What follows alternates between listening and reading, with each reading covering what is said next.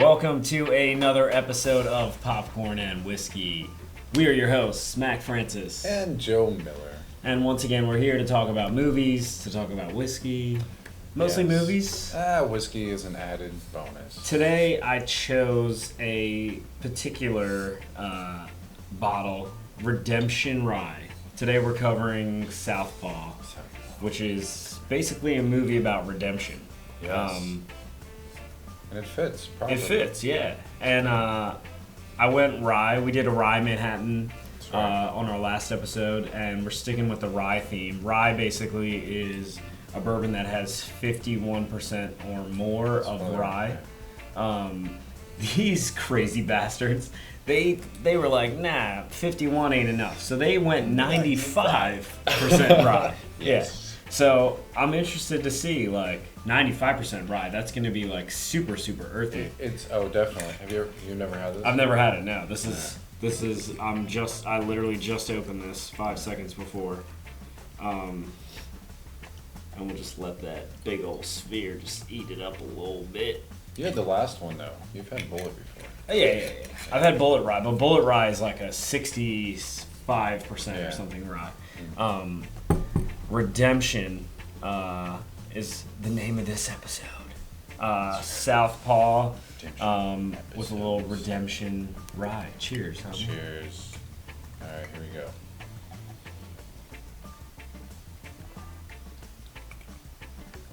Oh yeah, it's very rye. It really is. It's like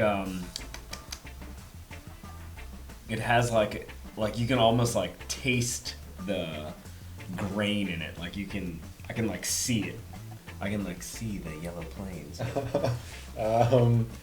You like it though? I do like it. Yeah, it's like it has like a little bit of anise in it, or It has a bite on the end. it definitely has a bite. It's definitely not for those faint of heart. It's supposed to be like really spicy on the end. I can taste that. It's for good. sure. I think it actually. This would be really good in a cocktail because I think it would be better in a cocktail. It would stand out for sure. Right. Yeah, it's like if you're not ready for that like judo chop to the throat muscle, it's gonna get you. I had my throat cauterized, so I can drink. Sounds about right.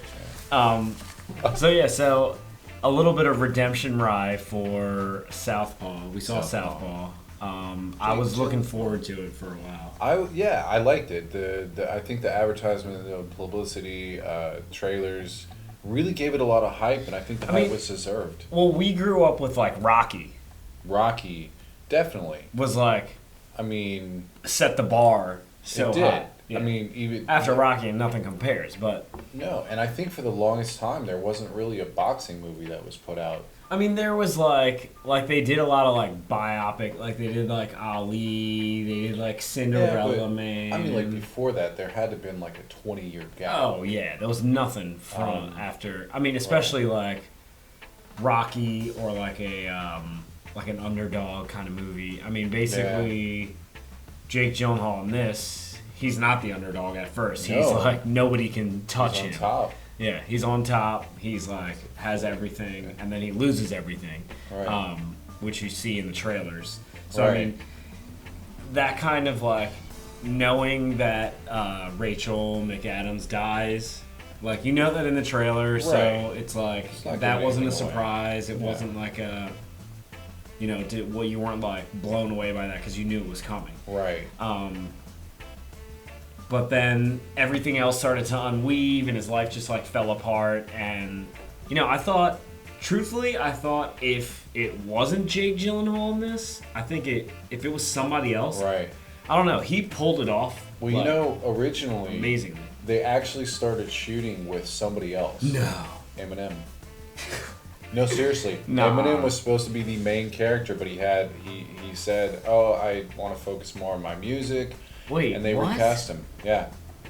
It was supposed to be, like, originally the storyline was supposed to be a follow-up to 8 Mile. And Eminem was supposed to be the main slate.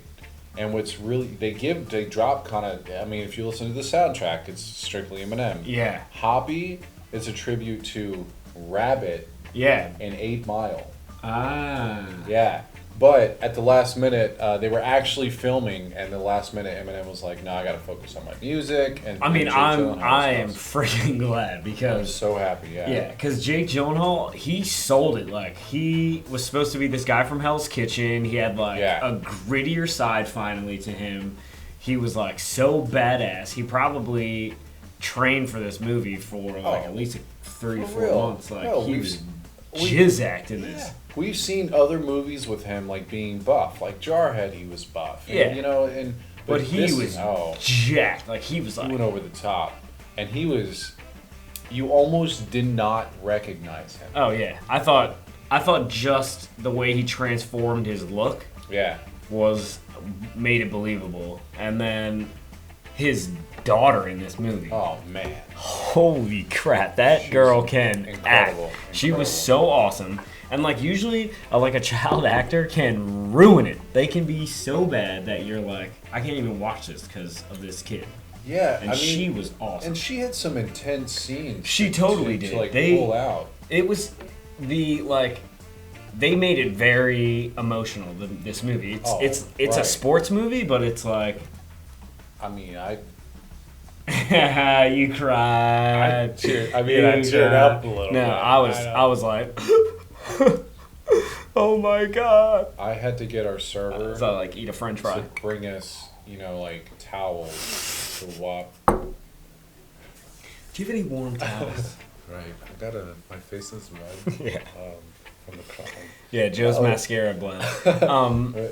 No, but yeah, she did amazing. I was blown away by her character. I was blown away by how she could act. She was like, everything was believable to me. Like her crying was believable. Her the way she got mad. I was like, man, this girl killed it. I think we touched base on this when we did the Jurassic World thing about the child actors, and if there's too much, it's over. Yeah. If they go too far, if the director doesn't reel them in a little bit and they overact, then you're like, oh god. Perfect cast. Perfect cast. I think I'm almost. Should I say? I don't know. It's a risky. I don't know. She's almost like a Dakota Fanning. She totally could be. Yeah. Oh yeah. She's or the other one, Abigail Breslin. Yes.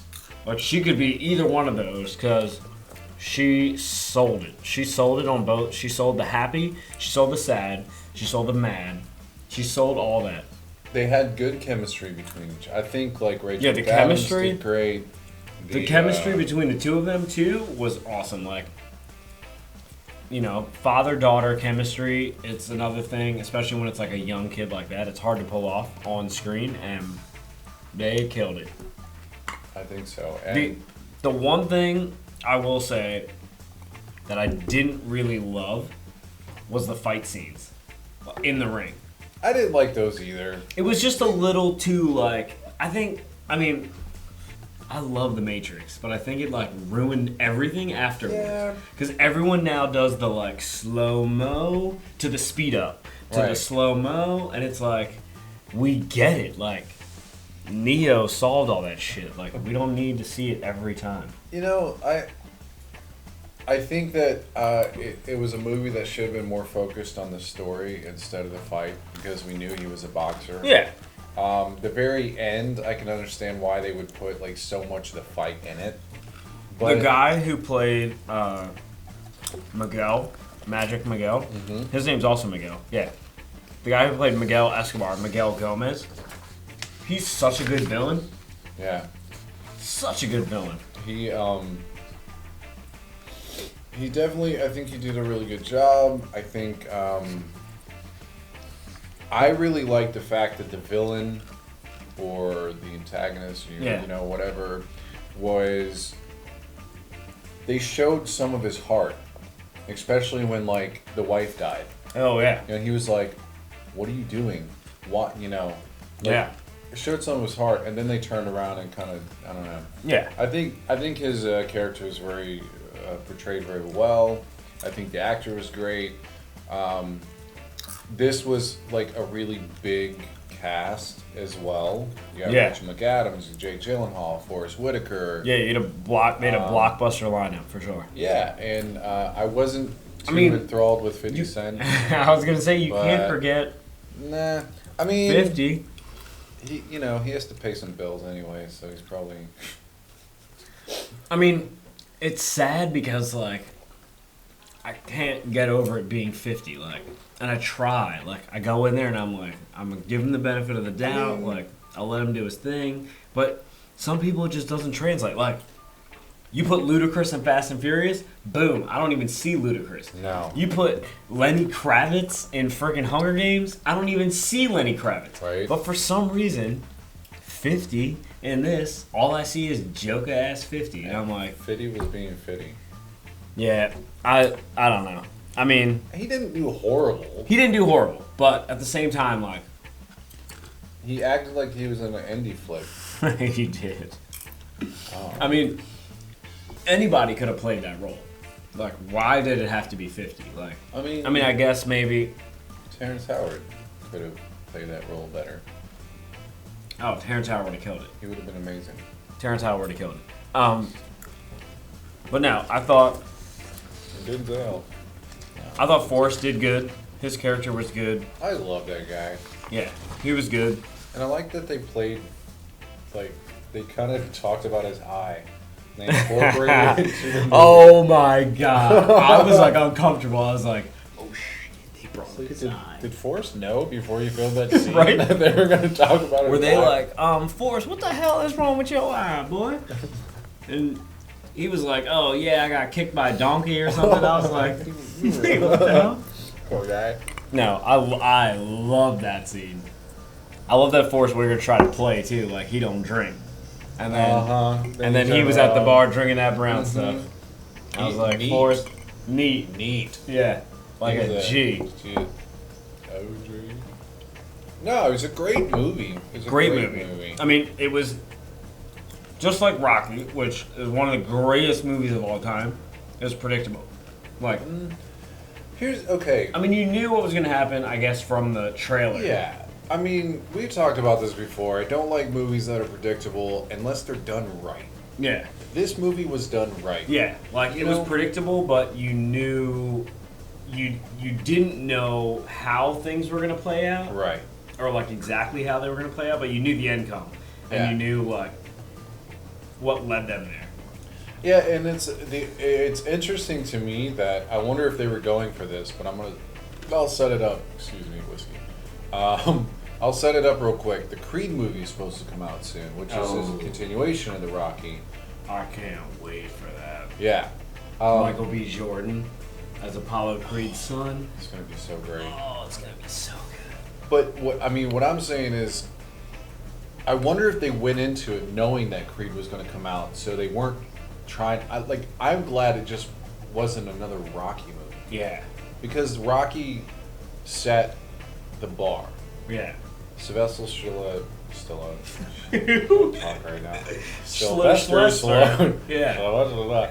No, he set Not the to bar be pretty confused high. with Sylvester Stallone. That guy. Oh yeah. Rambo.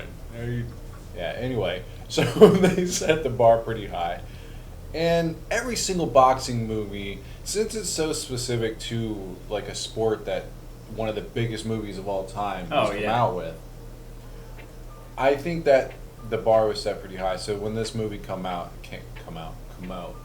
When this movie come out. When this movie came out. And then instead of me, they cast 50, and I was like, yo, I could have done that, dog. But then, sorry. When that movie came out, when this movie come out,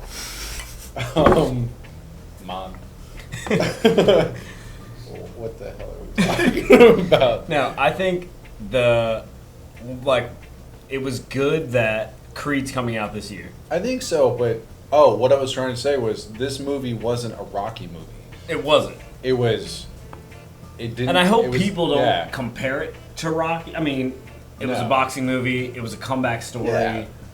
But this was a different it's not dynamic. Rocky. It's based on an actual boxer though. Like they took his life. Yeah, like the the story is not Rocky, and the story is a comeback story for sure, and it's a boxer, but that's it. It's about a man trying to.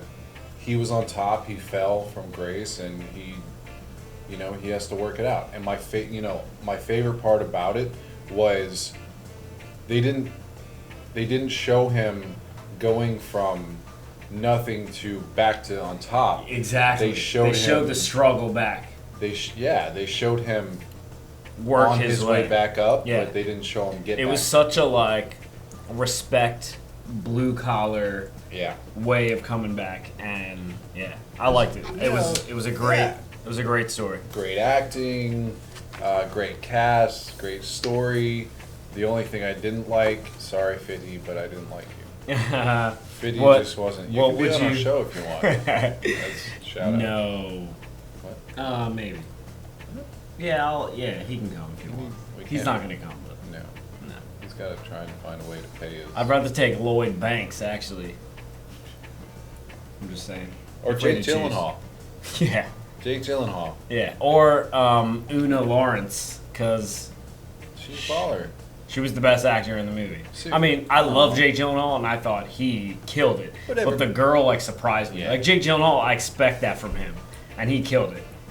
I wasn't expecting it from her. Yeah, she killed it. She was awesome. I love seeing that. Una, you rock. You're awesome. Don't drink till you're 21. No, I'm gonna drink. Yeah, sorry to you. So what do you? Yeah, I might take a little splash just for the ending. What did you think as a final? How many fingers we give in this one? This is going to be controversial if I do this. Why? Oh, my bad. That was rude of me. How dare you? That looks like a skull. It does. It's kind of cool. Controversial. I really liked the movie. But you're giving it a 2? No. Oh. 2.5?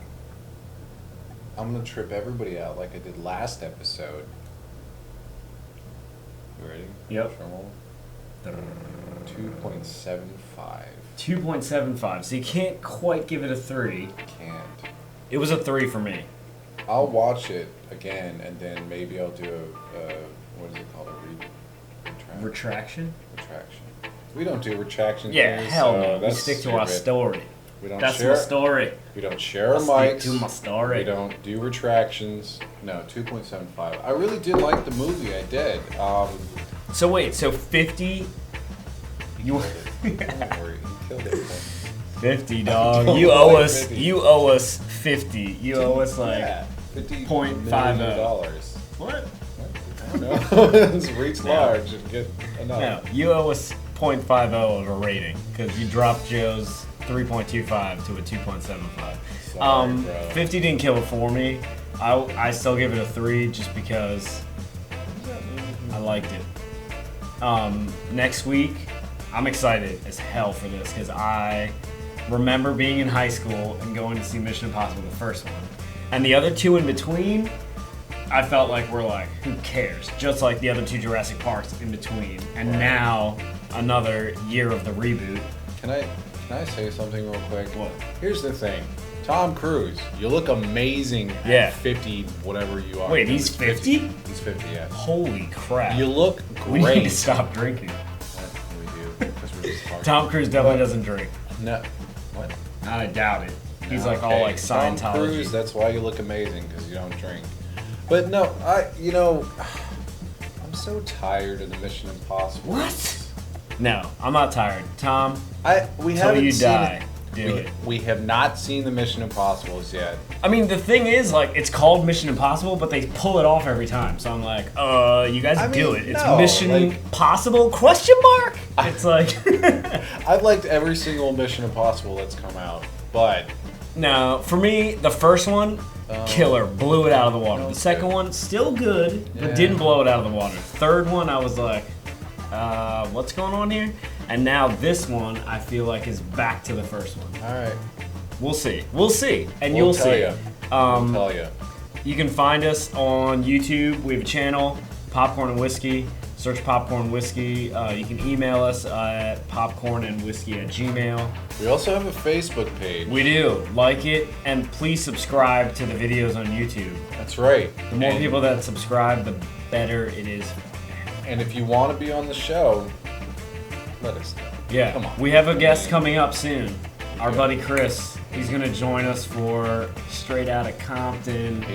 He asked a while ago, so y'all suckers missed the boat. I mean, come on. Like, we've had, I don't know. So yeah, we'll see you next week. Cheers. Cheers, brother.